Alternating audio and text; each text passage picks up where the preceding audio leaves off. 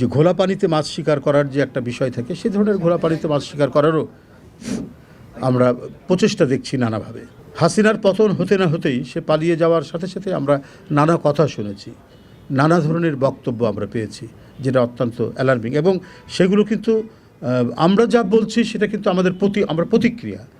আমরা কিন্তু প্রথমেই যে এই গণতান্ত্রিক শক্তির বিভেদ হোক এই ধরনের কোনো কথা আমরা বলিনি, কিন্তু আমরা যখন দেখছি অন্যদের কাছ থেকে এই জিনিসটা আসছে, তখন তো আমরা তো একটা রাজনৈতিক দল, আমরা একটি বড় রাজনৈতিক দল বাংলাদেশে।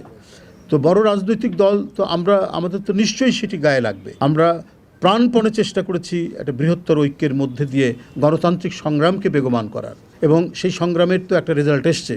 এবং যে প্রেক্ষাপট তৈরি করতে হয়েছে, এই প্রেক্ষাপট তৈরি করার ক্ষেত্রে দেশনেত্রী বেগম খালেদা জিয়া এবং আমাদের ভারপ্রাপ্ত চেয়ারম্যান তারেক রহমানের যে অনন্য অবদান, সে অবদান তো এই দেশবাসী কোনোদিনই ভুলে যায়নি।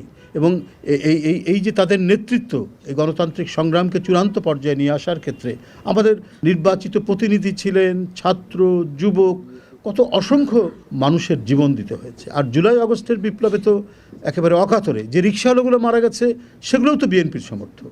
কত ছাত্র, তরুণ, শিক্ষার্থী, এদের অনেকেই হচ্ছে বিএনপি পরিবারের সন্তান। আর সরাসরি ছাত্র দল করে বা যুব দল করে, এরাও তো অনেকে মারা গেছেন।